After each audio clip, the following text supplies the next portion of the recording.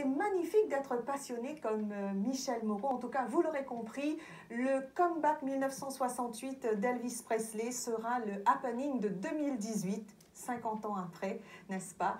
Et nombreux seront les fans qui vont se bousculer pour aller voir ce film.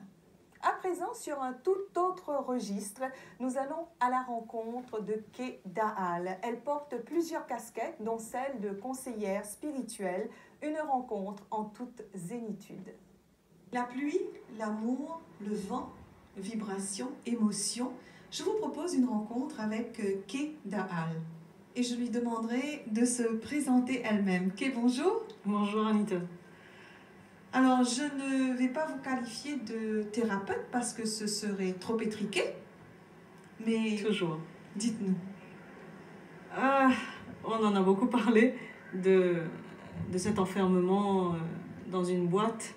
Et effectivement, je pense que me définir et dire exactement en 2 phrases qui je suis,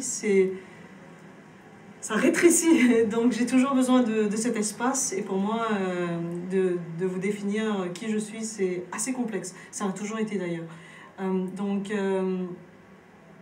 Comment répondre à votre question? Je sais pas. Mais vous aimez bien être complexe parce que, en fait, la complexité fait Kay Da'al. Je crois que c'est ça. Je crois que vous l'avez résumé. J'aurais pas aussi bien dit.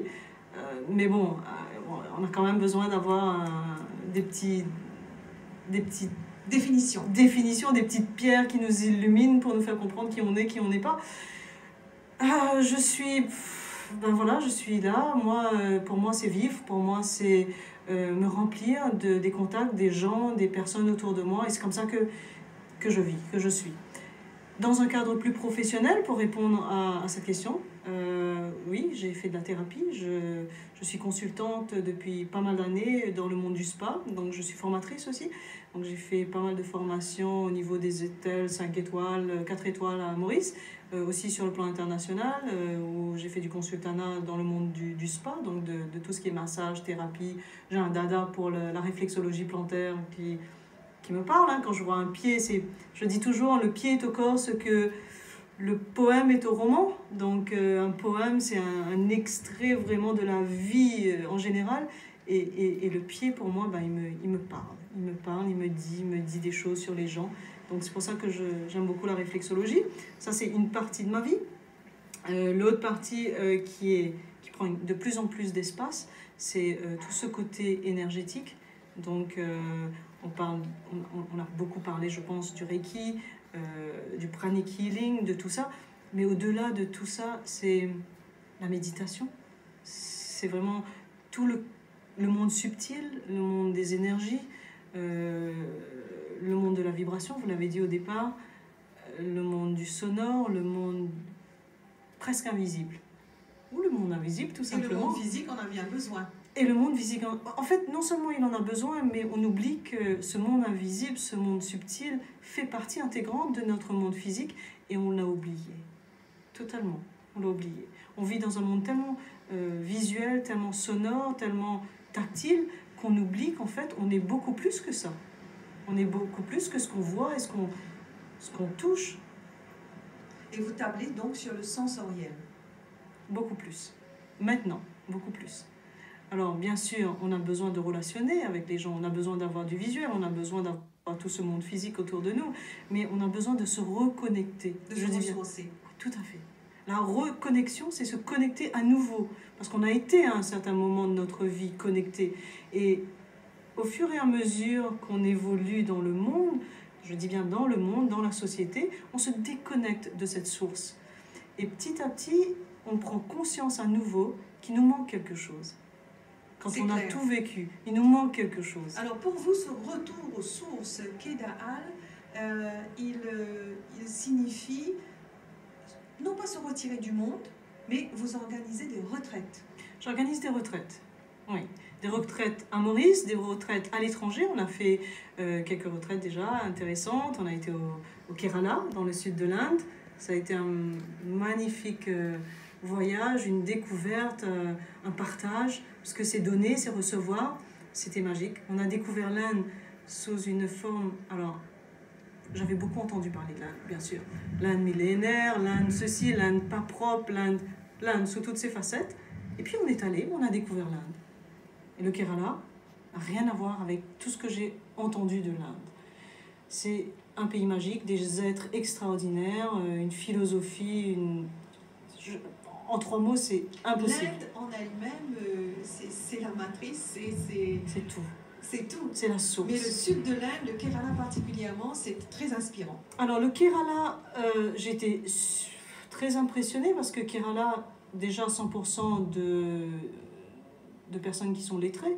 On ne s'attend pas à ça quand on parle de l'Inde. Un pays propre, contrairement à tout ce qu'on peut entendre de l'Inde en général. Un pays vert, un pays vraiment magnifique. En plus, les épices, Kerala, l'Ayurveda, le berceau même de la thérapie. Vraiment, c'est un autre monde. Vous arrivez à Kerala, vous tombez dans un autre monde. Et vraiment, ça a été quelque chose qui nous a vraiment touché le cœur. On était à 13, 14. C'était vraiment un joli groupe. Et non seulement à l'intérieur du groupe, on s'est aimé, on s'est connecté, on a appris à se connaître. Et après, il y a eu une synergie qu'on a transposée aux gens autour de nous, à tous les êtres qu'on découvrait. Et ils nous l'ont rendu, mais au centuple. Oh, oui, c'était magique, magique, magique. Et de là, on a décidé, ok, qu'est-ce qu'on fait? Prochain voyage, on s'en va où? Ah ben, dans le nord, on est allé au Népal. Donc 1 an plus tard, c'était le Népal. Ben, c'était là, hein, en mars de cette année-ci. Et là, c'était les monastères, les moines, la jungle du Chitwan, c'était Katmandou, c'était magnifique. Alors, est-ce que ce n'est pas justement une thérapie, on va dire, un petit peu trop pour les ascètes, pour les gens... c'est pas trop difficile? La règle principale, c'est de voyager petit. On connaît notre armoire qui, normalement, est démesurée. Je crois qu'on est tous comme ça. Voyager petit, avec le strict minimum, et se dire qu'est-ce qui est l'essentiel. On a besoin de voyager avec l'essentiel. Et déjà, ça, c'est une thérapie en soi. Se dire, j'élimine le bagage. Est-ce que j'ai vraiment besoin de toutes ces choses dont j'ai besoin en général? Première chose, donc on commence comme ça. La deuxième chose, c'est de se dire, qu'est-ce qu'on va faire? Est-ce qu'on a besoin d'être en méditation depuis 20 ans pour aller faire ce genre d'expérience? Absolument pas. Voilà, c'est la question que j'allais vous poser. Est-ce qu'il y a des professionnels? Est-ce que ça se professionnalise? Non. C'est pas une profession. Okay? Je pense que c'est justement un retour vers soi d'abord, un travail intérieur. Et plus on va évoluer dans le sens de la méditation, dans le sens de soi, et moins on voudra le professionnaliser. Ça, je pense que c'est ce qu'on appelle de l'ego spirituel. C'est de se dire, ouais, je suis arrivé à tel niveau, tel niveau, tel niveau. En spiritualité, c'est pas une question de niveau, c'est une question de ressenti, c'est une question de paix intérieure, c'est une question de se sentir à l'aise et de plus en plus à l'aise avec soi dans le monde. C'est pas une question de s'évader du monde. Et quand je parle de retraite spirituelle, ça veut pas dire se retirer du monde, se mettre dans une petite cave, c'est se retirer pour mieux rentrer dans le monde, se retirer pour mieux pénétrer le monde, pour mieux découvrir le monde. Quand on va au Népal, quand on va à Kerala, quand on va à La Réunion, quand on va dans d'autres endroits qui sont finalement pas très loin de Maurice, parce que le monde est devenu petit. Mais c'est quand même aller au-delà de certaines frontières, c'est se dépasser, c'est un mouvement en dehors de soi pour mieux retourner vers soi. C'est complexe, mais c'est ça. Si vous demandez à quelqu'un de s'asseoir et de méditer, il va vous dire « Ah, je sais pas, c'est compliqué, c'est complexe, j'arrive pas à méditer, c'est très difficile, etc., etc. » Mais en fait, la méditation, c'est pas si compliqué. C'est pas si compliqué, mais on fait des erreurs. La première erreur, c'est de penser qu'on peut simplement faire le vide en soi. Où nous sommes en permanence, il est très difficile de se dire « Bon, allez, c'est comme une bouilloire qui est toujours à fonctionner. » Puis du jour au lendemain, on dit non, on stoppe tout. Ben non. Je vous dirais que c'est pas difficile seulement pour le monde dans lequel on vit, mais c'est difficile en général de par notre nature humaine qui est tout le temps de réfléchir, réfléchir, réfléchir. Et l'idée de se dire, je décide de commencer à pratiquer la méditation, il y a vraiment un mot très important, c'est pratique. Et plus on va pratiquer, et plus on va se sentir bien. Prendre 3 secondes pour soi dans une journée, c'est extraordinaire. Vous imaginez prendre 4 secondes? Quand vous arrivez à prendre 10 minutes pour vous-même, c'est magique.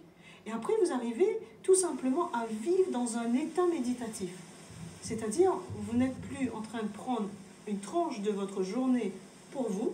Vous prenez toute votre journée pour vous parce que vous vivez chaque instant Intensément. intensément, en pleine conscience. Et c'est ça qui est magique. C'est d'arriver à vivre cette pleine conscience. Voilà. Voilà. Dans Seul le avec bonheur, en vous-même. fait. Oui, dans le bonheur. Seul avec vous-même, seul avec les gens en face de vous, parce que vous êtes finalement toujours seul. Et c'est ça le truc, c'est de se dire, même si je suis seul, dans ma bulle, j'arrive à relationner avec des êtres qui m'apportent et à qui je donne. Voilà. On a dans notre cerveau, dans notre tête, on a des croyances par rapport à soi, par rapport à ce qu'on a le droit d'avoir, d'obtenir, et ça nous bloque On se fait des propres blocages. complètement. Et à cause de ces blocages, on n'arrive pas à avancer. Et le but de cette retraite, en fait, c'est de se dire comment déconstruire tout ce qu'on a construit, toutes ces croyances qui, en fait, nous bloquent, nous empêchent d'avancer, pour faire table rase, et ensuite, seulement à partir de là, reconstruire de nouvelles croyances qui vont nous permettre d'avancer par rapport à ce qu'on désire vraiment, en fait. Vous voulez une grosse voiture rouge? Eh bien, créez le passage pour avoir et absorber cette grosse voiture rouge dans votre voiture. Vous voulez découvrir l'être cher, l'être aimé? Voilà, vous voulez une promotion, ce que vous voulez. Pouvoir de la matérialisation. Comment est-ce que ça peut être une retraite spirituelle? On me pose la question, on me dit matériel, spirituel. Comment est-ce qu'on peut aspirer, moi je pose la question, comment est-ce qu'on peut aspirer à un meilleur spirituel si on n'a pas assouvi tous ces désirs matériels? Vous ne pouvez pas demander, et ça c'est mon père qui me l'a enseigné très jeune, on ne peut pas demander à quelqu'un qui a le ventre vide de prier, d'aller dans le spirituel. Vous avez besoin de le nourrir, vous avez besoin physiquement, le corps il a besoin de quelque chose pour qu'après on aille vers quelque chose de plus subtil. Donc donner aux êtres humains ce qu'ils veulent, ce qu'ils ont de plus cher, ce qu'ils désirent avoir, une fois qu'ils sont bien installés, quand les fondements sont bien installés, seulement là on peut penser à autre chose, à quelque chose de plus subtil, de plus léger. Seulement là on peut commencer à penser véritablement à une évolution spirituelle. Kénal, merci beaucoup. Merci à vous, merci de m'avoir reçu, merci infiniment.